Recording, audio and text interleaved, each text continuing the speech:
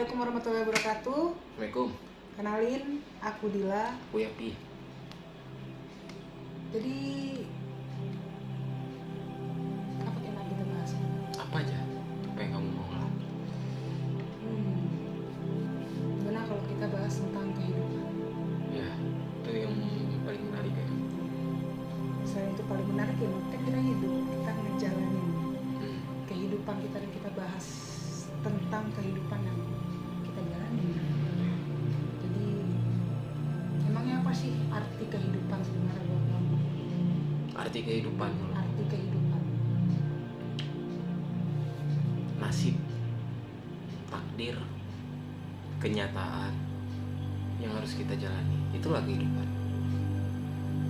Nasib, takdir, dan kenyataan Yang harus kita yang jalani. harus kita jalani. Bedanya nasib sama takdir dan kenyataan itu nasib, takdir, dan kenyataan yang harus kita jalani.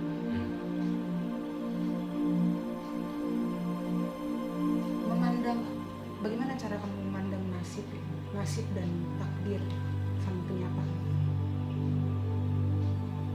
Cara aku memandang. Memandang nasib, menjalankan kehidupan itu adalah nasib, takdir, dan kenyataan yang kita jalani. Ya. Nasib itu berarti ada nasib baik, nasib buruk, takdir Takdir ya. Sesuai yang kita inginkan, yang ada yang tidak kita inginkan. Nah, kenyataan kan nggak sesuai dengan kita. Kenyataan ya kenyataan itu. Kadang apa yang kita inginkan itu bukan kenyataan. Lalu gimana cara kamu memandang soal kenyataan? Kalau kayak nasib baik, nasib buruk, takdir yang kita inginkan, Itu semua sinkron. gimana tuh sinkron? Ya itu semua satu kesatuan. Nasib, takdir, dan kenyataan itu ya satu kesatuan.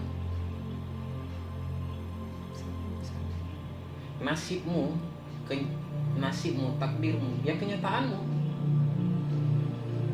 Yang mana yang nasib, yang mana yang takdir, yang mana yang kenyataan itu kan tiga Nasib hal bisa yang dirubah. berbeda. Nasib bisa dirubah, takdir nggak bisa dirubah. Kalau Kenyataan yang dijalani. nasib bisa dirubah. Nasib adalah kenyataan yang bisa dirubah. Takdir adalah kenyataan yang jalani aja. Karena nggak ada gunanya merubah takdir. Itu maunya Tuhan sih. Kalau nasib bisa kita rubah. Berarti apakah nasib itu bagian dari takdir? Ya, Berarti kalau nasib bagian dari takdir, mungkin nasib Ketika- itu lebih, menurutku ya, nasib itu lebih ke proses dalam kehidupan. proses. Ada orang yang misalnya dia tuh pengusaha sukses. Dia gagal di awal. Nasibnya itu gagal, Oh, takdirnya itu sukses. gimana bisa ngelihat takdirnya itu? Kan nasibnya gagal, Ya, takdirnya sukses. ya kan kita, misal aku bilang ada pengusaha sukses. Pengusaha sukses Oh, di awal karirnya kan dia gagal, ya, nasibnya gagal, takdirnya dia tahu takdirnya itu akan sukses. Takdir itu kita tahu gitu, semua orang tahu kamu akan gagal, aku akan gagal, atau aku akan sukses, atau kamu akan sukses. Kita tahu. Kalau kamu bisa melihatnya, itulah takdirmu. Untuk memilih, kita tahu yang mana yang takdir kita dan yang bukan takdir kita. Kalau misalnya kita nggak bisa nih, belum bisa, bukan nggak bisa, berarti sebenarnya manusia itu bisa melihat takdirnya. Bisa Proses untuk bisa mengetahui takdir, proses manusia bisa mengetahui takdir. merubah nasib.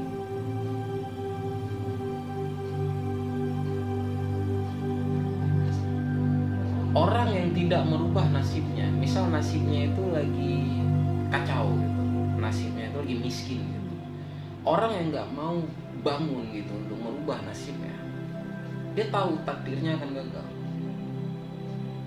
Oh, ke atas dasar dia nggak merubah nasib itu, nggak merubah nasib dia yang miskin, lalu dia nggak merubah nasibnya, dia langsung tahu tuh takdirnya gagal. Takdirnya gagal, takdirnya akan miskin. Tapi ketika dia miskin, lalu dia ingin bangun dari keterpurukan dan menjalani kehidupan secara perlahan, bertahap, dia melakukan disiplin, ilmu-ilmu yang dia pelajari gitu. Dia tahu takdirnya akan berhasil. Ke atas kemauan dia untuk merubah nasib itu. Merubah nasib. Takdir nggak bisa ditentukan, takdir udah ditentukan. Nasib Takdir udah ditentukan oleh Tuhan gitu. Nasib kita yang tentukan. nasib, takdir, kenyataan. Selama kita merubah nasib itu, kita menjalani kenyataan. Ya kita menjalani kenyataan bahwa kita menerima kenyataan bahwa kita hari ini bernasib buruk. Dan gini, kenyataan tetap kenyataan. Nasib buruk sekalipun itu kenyataan, nasib baik yang kita jalani kenyataan dua-duanya. Oh, gimana sih dari merubah sini? Merubah nasib buruk menjadi nasib baik. Gak ada cara yang pasti ya untuk merubah nasib baik dan nasib buruk. Nasib buruk gitu. Gak ada cara yang pasti. Yang ada hanya yakin. Keyakinan. Bagiku itu. Ya kalau kamu yakin ketika nasibmu buruk, oh kamu miskin, kamu gagal ketika melakukan sesuatu gitu, lalu kamu ingin merubah nasibmu sehingga menjadi lebih baik gitu, lalu kamu melakukan hal yang tidak pernah kamu lakukan sebelumnya. Ketika kamu yakin itu akan memperbaiki nasibmu, nasibmu akan terperbaiki. Ini semua tentang keyakinan. Jadi bukan cara bisa berbeda. Yang sukses itu adalah orang yang yakin dia sukses. Sebenarnya pertarungan terbesar di dunia ini adalah pertarungan tentang keyakinan. Siapa yang lebih yakin sama Tuhannya? Masalah tidak semua orang yakin dengan Tuhannya. Tuhan kita kan satu. Kalau kita meyakini Tuhan itu satu, tapi bukan satu seperti bilangan satu. Tuhan itu satu. Esanya Tuhan itu bukan satu.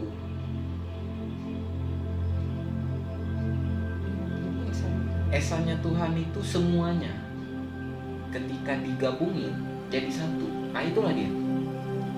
semuanya berarti Seluruh alam semuanya. semesta, seluruh unsur yang ada di alam semesta, manusia ada 8 miliar, ada berapa ratus miliar, ada miliaran binatang, miliaran tumbuhan, lalu ada miliaran triliunan bintang-bintang, planet gitu, panah sampai air gitu. Ketika itu disatukan, itulah esanya Tuhan. Semuanya. Ketika semuanya itu disatukan, itulah satunya Tuhan. Bukan dia satu. Ada aku, ada kamu, ada Tuhan. Bukan gitu. Karena ada Tuhan, ada kamu, ada aku. Ngerti nggak maksudnya? Bukan satu yang dia sebagai angsa. Satu di antara kita. Satu di antara kita. Yang ketiga, bukan itu. Tuhan bukan itu. Kita salah Berarti paham. kalau kita menganggap satu di antara kita, berarti ada tiga. Berarti kita menganggap Ada aku, ada kamu, ada Tuhan. ada kesetaraan berarti di situ. Dia kan satu, sedangkan satunya Tuhan itu semua. Berarti kita bagian dari Tuhan. Kita bagian dari Tuhan. Bukan Tuhan dan kita itu beda. Bisa gitu. dipisahkan. Balik lagi ke keyakinan.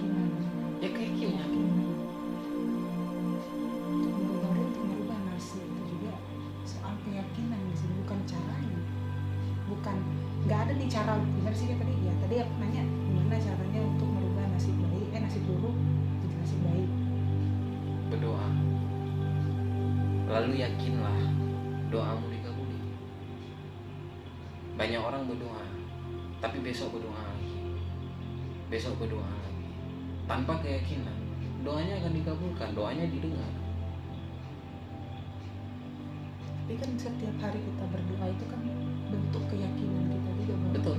kita terus Maunya Tuhan, kita berdoa terus. Oh, tapi kita juga harus yakin gitu. Doa kita harus dikabuli. Doa kita akan dikabuli. Kalau kita nggak yakin, iya, yang datang yang kamu yakini.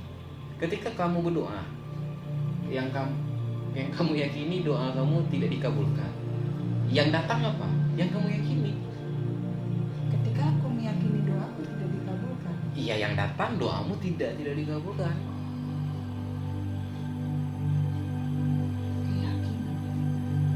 keyakinan nih, wah keyakinan itu kan di dalam ya, gimana? Keyakinan itu permainan paling kuno dan permainan elit. Gimana?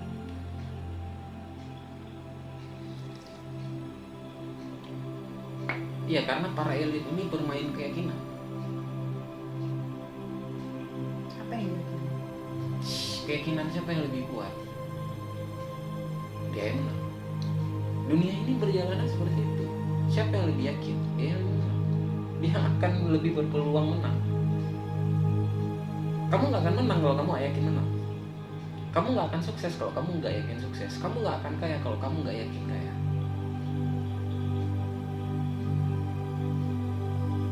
Berarti bukan apa ini, mana yang lebih penting, keyakinan kita atau apa yang kita yakini? Bagaimana kita sekuat apa keyakinan kita atau apa yang kita yakini? Kan tadi permainan dunia ini permainan siapa yang lebih yakin. Banyak keyakinan dong, banyak. Jelas, jutaan keyakinan. Kalau bahas keyakinan itu ya sakral gitu. Ya memang. Anehnya ketika kamu merasa tidak sakral ketika membahas keyakinan. Sakral, keyakinan itu sakral kan. Berarti ketika dunia ini jalannya tentang siapa yang lebih yakin, itu berpengaruh juga dengan takdir kita. Apa yang kita yakini, maka itu yang terjadi. Itulah takdir. Berarti kita bisa mengubah takdir. Kan apa yang kita yakini ketika gini, keyakinan apa yang kita yakini itu takdir, itu akan menjadi takdir kita. Ketika kita awalnya kita yakin kita sukses, terus di tengah perjalanan kita lagi membangun apa yang cita-cita kita kan, terus kita bilang sama apa yang kita yakini berubah. Masih belum tentu kan. Siapa yang bisa melihat takdir manusia? Nggak ada. Kita hanya bisa menduga. Takdir manusia itu keputusannya final tuh ketika kita udah mati. Selama kita masih hidup, Kita hanya berubah nasib.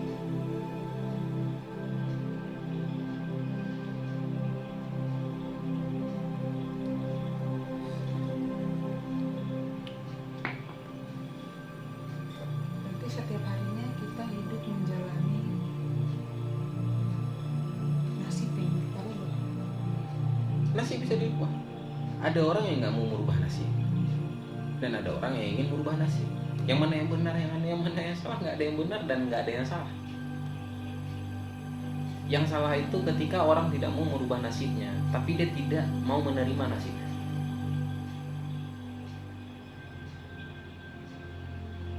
Gimana? Dia nggak mau merubah nasibnya, tapi dia nggak mau menerima nasibnya. Iya. Yang salah itu. Tapi enggak ada yang salah di orang yang nggak mau merubah nasib dan ada orang yang ingin merubah nasib. Nggak ada yang salah. Menurutku nggak ada yang salah. Lupa pilihan. Pilihan. Ada yang ingin besar, ada yang tidak ingin besar. Ya kenapa kita harus menyalahkan orang yang ingin besar? ketika kita tidak ingin besar. Kenapa kita menyalahkan orang yang tidak ingin besar kalau kita ingin besar? Kehidupan masing-masing. Kehidupan masing-masing. Itu kehidupan gitu. Kalau kita bahas kehidupan ya itu kehidupan. Ya, bukan hanya kehidupan kita sendiri aja, kita hidup, kita menjalani kehidupan kita dan kita juga berdampingan dengan orang dan nggak ngejudge, jangan ngejudge. Nah itu dia menjudge kan, itulah kehidupan kan, permainan keyakinan tuh. Kita jangan ngejudge dong berarti keyakinan orang lain. Nggak Tapi usah. Lebih bagus kita ngejudge keyakinan kita sendiri. gimana caranya kita ngejudge keyakinan? Ngejudge saja, hisaplah dirimu sebelum dihisap. Itu kata Nabi. Di akhirat kamu akan dihisap. Di akhirat kamu akan diadili. Adili dirimu sebelum kamu diadili. Kritik dirimu sebelum dikritik. Pujilah dirimu sebelum dipuji. Berarti kita melihat introspeksi diri. Ya, sering-sering introspeksi diri makanya. Introspeksi diri, melihat diri. Kadang kita gini, introspeksi diri ketika sendirian atau misalnya introspeksi diri kan merenung. Bisa nggak tuh misalnya kadang kan kita nggak ngeliat juga diri kita seperti apa, butuh kayak saran dari orang lain. Gimana sih kita sebenarnya gitu. Kita nggak butuh saran orang lain. Kita butuh saran diri kita sendiri. Kita butuh saran dari kita sendiri.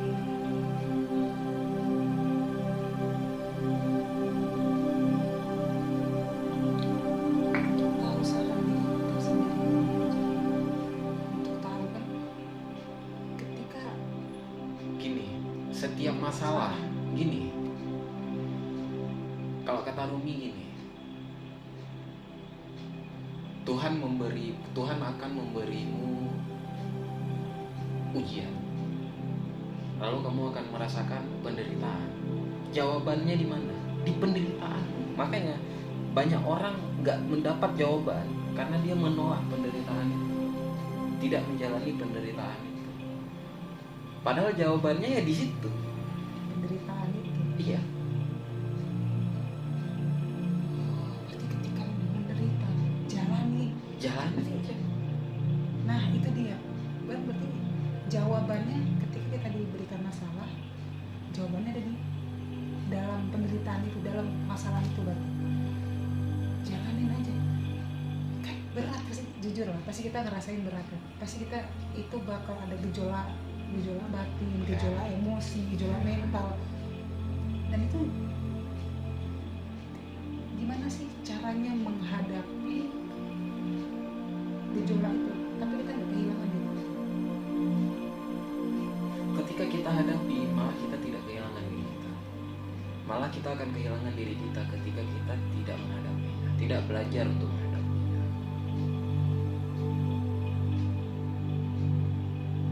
Cara menghadapi itu seperti Apa? penderitaan itu, masalah itu.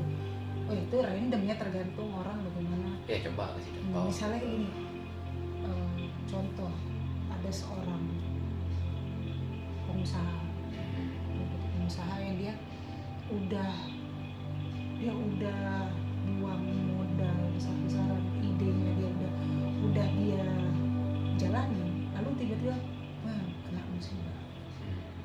Terus dia harus membayar nih hutang-hutang semua dari modal yang dia pinjam modal. Itu kan utang banyak, habis dia kena musibah, ada bencana tiba-tiba.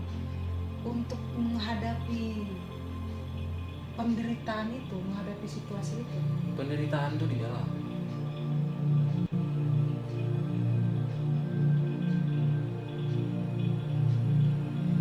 nggak bisa. Menderita tidak menderita, utang harus dibayar. Kalau ada penderitaan itu, Kalau takdirnya dia bisa bayar utang, dia akan bisa bayar utang. yang jadi yang dilihat di sini dia mau bayar atau enggak, takdirnya dia bisa bayar atau enggak, yang di dalamnya ini Dia bisa menerima nggak nasibnya dihancurkan oleh kenyataan. Kalau dia bisa menerima nasibnya dihancurkan oleh kenyataan, lalu dia menjalaninya, the art of suffering, seni menderita, seni menderita. the art of suffering. Penderitaan itu sebenarnya baik untuk manusia. Dari sisi mana baik? Maksudnya untuk apa? Tanpa menderita, manusia tuh nggak kuat. Tanpa menderita, manusia tuh nggak bisa berpikir di luar pikirannya lebih jauh lagi. Kalau makanya penderitaan itu adalah satu hal yang sangat dibutuhkan oleh manusia, dan banyak yang menderita kan? Artinya ya memang kita harus menderita, tapi sekarang kan seninya gimana cara kita bisa keluar dari penderitaan kita. Berarti penderitaan itu memang, penderitaan adalah sebuah fase kehidupan. Seni keluar dari penderitaan bukan artinya kita melarikan diri dari penderitaan. Ya kita menjalani penderitaan itu dan merasakan penderitaan yang kita dapatkan.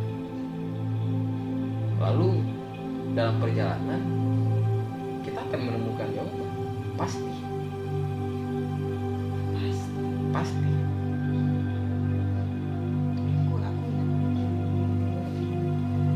Aku tekanan itu ada untuk memperkuat jiwa manusia. Iya.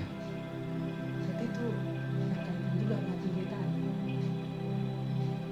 Ditekan itu kan siapa yang nggak menderita ketika dapat tekanan?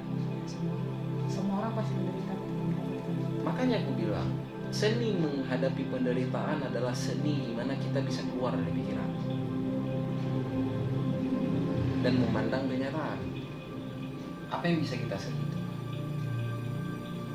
Udara yang bisa kita rasakan, suara yang bisa kita dengar, objek yang bisa kita lihat, gitu. Itu kenyataan.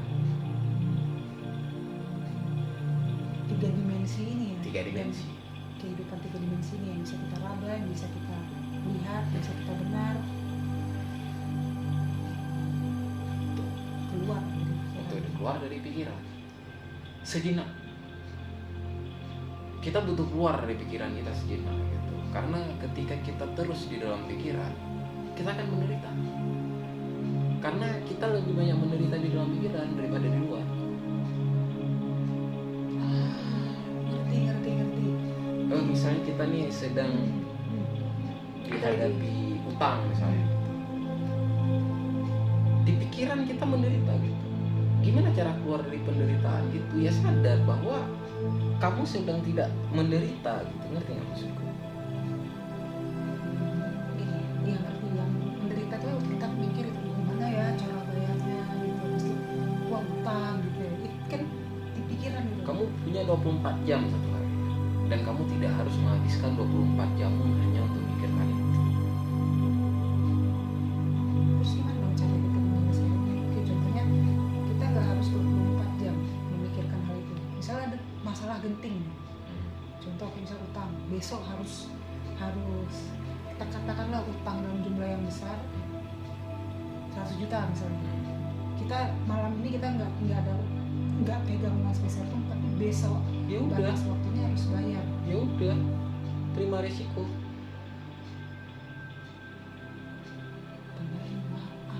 Terima risiko. Apa yang bisa kamu lakukan? Di kondisi kayak gitu, Terima aja, terima aja. pasrah.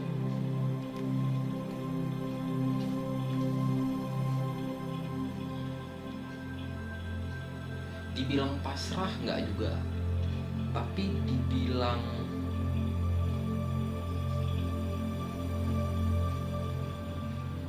bukan pasrah sih, lebih ke berserah ya. Bedanya pasrah dan berserah gitu. Pasrah itu kamu pasrah gitu, kalah gitu, merasa ya udah gitu, kamu emang udah gagal gitu. Tapi kalau berserah, kamu udah melakukan yang terbaik, lalu ya sisanya kamu serahin ke siapa kamu berserah? Allah. Ke Allah gitu. Ke Tuhan gitu. Ya serahkan aja gitu. Kalau dia memang kita udah melakukan yang terbaik, lalu kita berdoa, lalu kita menyerahkan aja semua ke dia. Toh ini udah di luar kontrol. Kalau dia mau itu terjadi, kita bisa bayar utang, kita akan bisa bayar utang. Tapi kalau dia maunya yang lain, Tuhan maunya memberikan kita pelajaran bahwa ketika kita berhutang, kita tidak sanggup bayar, Tuhan buat kita tuh memang harus menghadapi risiko itu, Karena Tuhan maunya kita menjalani itu. Ya jalani aja gitu. Keren banget sih. Ternyata sebenarnya kita dituntun untuk menjalani Apa maunya apapun Tuhan. maunya Tuhan. Apa memang maksudnya Tuhan tuh kan suka hatinya ya dalam mendidik manusia gitu, dalam menempa manusia gitu. Calon orang kaya itu, calon orang sukses itu ya harus ditempa. Orang kaya itu harus ditempa. Di awal-awal karirnya itu dia nggak bisa bayar utang. Hampir semua orang kaya itu banyak kisah sukses yang pasti kalau kita tahu baca tuh dia utang. awalnya selalu utangnya banyak di mana-mana, gitu. tapi saat dia di titik terendah lah. Titik terendah sampai pada akhirnya ya dia bayar aja gitu, terbayar aja gitu. Dan sekali lagi Tuhan maunya Kalau kayak gitu. ujiannya udah berhasil ya dia akan bisa bayar. Kan masalahnya kan kita harus cari tahu nih, Tuhan maunya apa nih. Tuhan mau uji kita apa gitu. Mungkin mau diujinya tentang kebesaran hati menerima ujian, kebesaran hati menerima penderitaan. Tuhan maunya kadang kita dibuat semenderita-menderitanya untuk ketika kita menderita, kita berharapnya masih sama dia nggak? Ketika kita udah menderita, lalu kita berdoa, lalu doa kita tidak dikabulkan, apakah setelah itu kita masih menuhankan dia? menguji keyakinan kita berarti. Iya, sebesar apa ujiannya, sebesar itu juga hadiahnya. Apakah kita bisa tetap? Jadi bersyukurlah ketika ujianmu besar. Bersyukurlah ketika ujian kita besar gitu. Karena semakin besar ujiannya, semakin besar hadiahnya. Itu yang ku pelajari. Hairi itu. Berarti ketika dihadapkan dengan ujian yang besar, boleh nggak kita ngeliat itu? Ini berarti nanti ujungnya hadiahnya besar nih. Gila kan, untuk jadi motivasi. Terserah sih. Tapi kalau aku lebih ke ya udah jalannya aja gitu. Misalnya kayak aku ada utang, aku gak bisa bayar utang. Aku udah melakukan apapun dan tetap nggak bisa membayar utang gitu. Lalu apa yang melakukan? Ya udah terima aja gitu. Kalau ditagih sama yang ngutangin aku gimana? Ya udah, aku kasih apapun yang aku punya. Rasa bertanggung jawab itu tetap Ya. ada. Kalau memang dia ngotot mau nagih gitu, ya udah ambil aja apa yang punya gitu. Kalau memang Tuhan maunya gitu. Kalau Tuhan maunya aku bisa bayar utang ketika aku udah melakukan banyak hal, aku akan bisa bayar utang itu. Tapi kalau Tuhan maunya aku mengorbankan sesuatu yang aku punya, ya udah, aku akan melakukan hal itu. Mungkin sih Tuhan melihat keikhlasan kita. Iya, lebih ke keikhlasan kita sih. Kalau kita ikhlas dalam ujian, ya keikhlasan itu ada harganya. Keikhlasan itu subjektif. Misalnya yang di dalam ikhlas keikhlasan sesuai dengan itu yang kita diuji. Berarti udah apa namanya nggak bisa berikan, kasih aja, kasih apa yang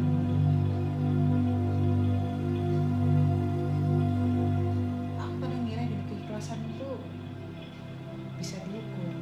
Tapi kamu dan tadi kamu bilang keikhlasan nggak bisa diukur. Bisa sih, bisa diukur.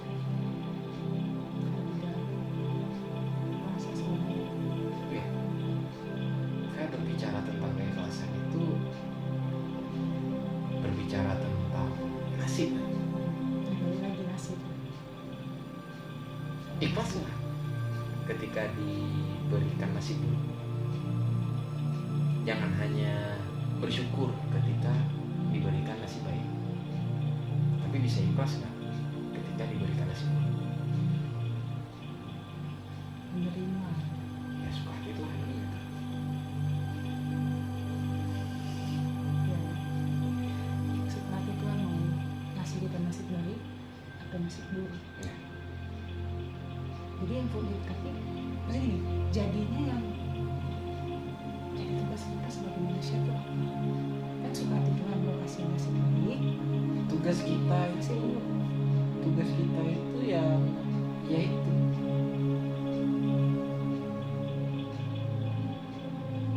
ya mengabdi kepada Tuhan, jadi abdi Tuhan. Dan dalam proses menjadi abdi Tuhan, ya memang kita tuh akan diuji gitu. Ketika kita tidak diberikan apapun masih mau mengabdi, itu ujian. Ketika kita tidak diberikan apapun malah diambil semuanya, masih mengabdi nggak? Masih membuat nggak? Masih mau buat nggak apa yang maunya Tuhan? Masih mau buat nggak apa yang disuruh, apa yang diperintahkan? Tuhan ingin melihat itu.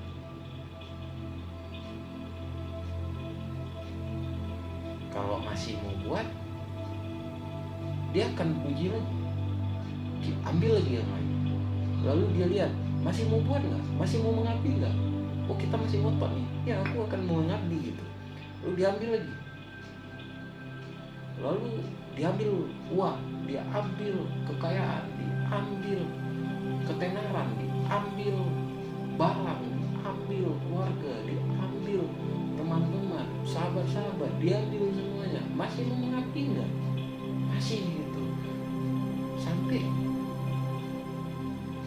dia akan berkata pada akhirnya, selamat, kamu lulus.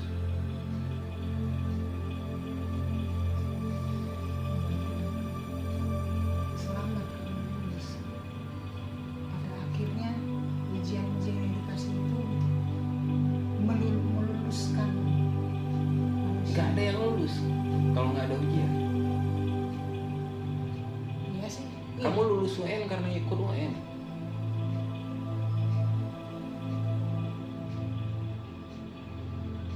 Kamu nggak akan lulus UN kalau kamu nggak ikut UN.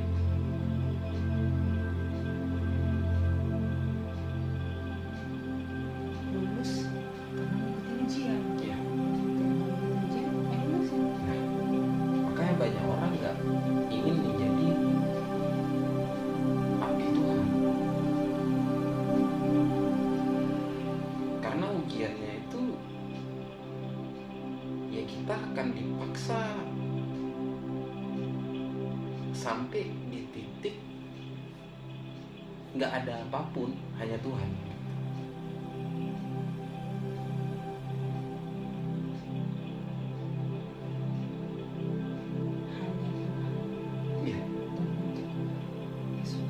bisa mengetahui dan meyakini, makanya diberikanlah ujian itu. Iya. Meyakini Tuhan, meyakini keberadaan Tuhan, dan ujian ini dari Tuhan, dan jawaban-jawaban itu juga dari Tuhan. Iya. Kita lewat itu atas kehendak Tuhan. Makanya yang kupercaya, apa itu kehidupan? Nasib, takdir, dan kenyataan. Sisanya selain itu ilusi.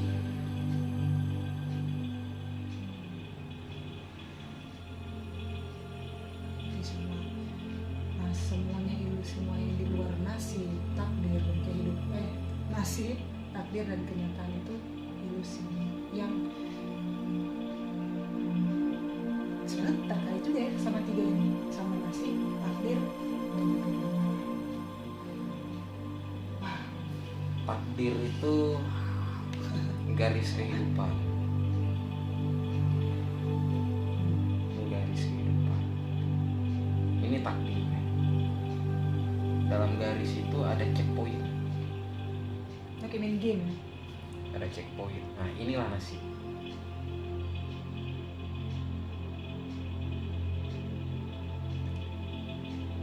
Menerima nasib itu kenyataan sampai selesai kan gitu.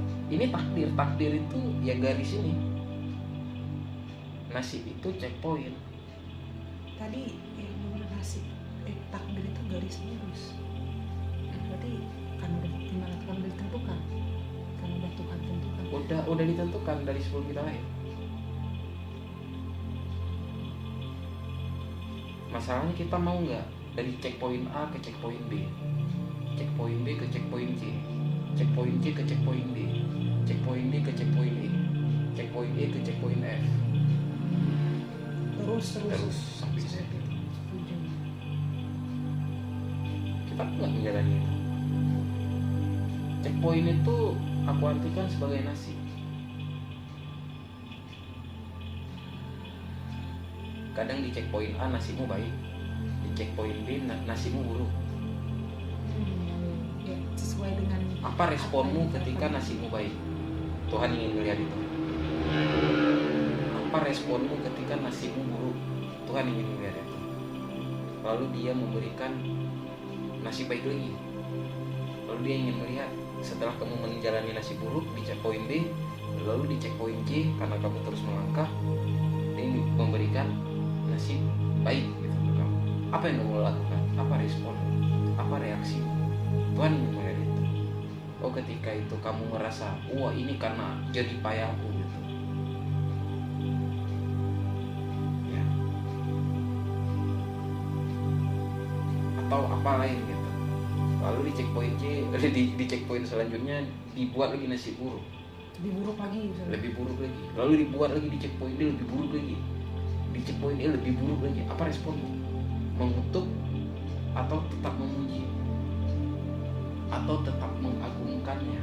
Atau tetap mengesakannya? Atau lebih ke mengutuk Tuhan? Atau lebih ke inilah Tuhan, dia punya kuasa, dia bisa membuatku sehancur-hancurnya.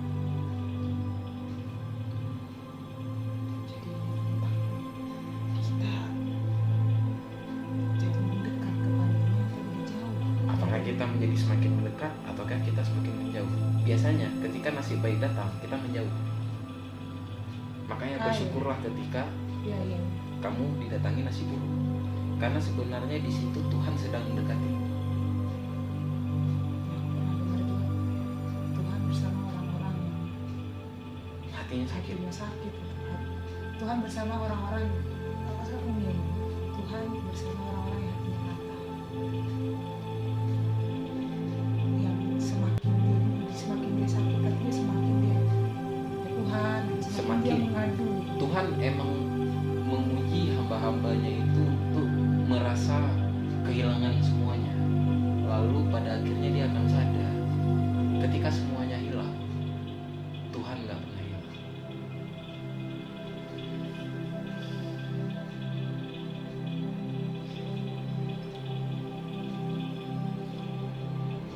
Ketika nasibmu baik, ya banyak di sekitarmu. ada orang-orang yang kamu cintai gitu. Ada benda-benda yang kamu suka cintai gitu, Di semua tempat yang kamu sukai ya gitu. Ketika nasibmu buruk ya kebalikannya gitu. Tapi disitulah kamu bisa melihat Tuhan, bisa merasakan hadirnya Tuhan. Makanya kita butuh menderita untuk supaya bisa merasakan keajaiban Tuhan. Iya. Ya, di tempatnya itu keajaiban Tuhan. supaya kita berharap. Dibuatlah kita berusaha lalu gagal ya karena kita berharap dengan kekuatan kita, lalu dihancurkan, dibuat gagal lagi sampai kita bisa berharap sama Tuhan. Lalu ketika dibuat berhasil, di situ responmu dilihat, Masih berharap ya gitu. masih berharap nggak sama Atau Tuhan? udah Atau kamu sombong menyombongkan gitu. diri, wah ini jadi upaya aku, ini karena aku bekerja keras, oh ini karena aku belajar ABCD, ini karena aku ikut seminar ini, karena aku nonton podcast ini, karena aku ini bla bla bla bla gitu. Atau aku berhasil karena kekuasaan Tuhan, aku gagal karena kuasa Tuhan juga. Udah akhirnya atas kuasa Tuhan bolak-balik nasib kita mau baik atau mau buruk, lalu menuntun kita ke takdir yang udah yang riskan. Ya garis kan bagi gue itu berapa menit cukup. Mungkin sekian dari kami. Assalamualaikum warahmatullahi wabarakatuh. Assalamualaikum.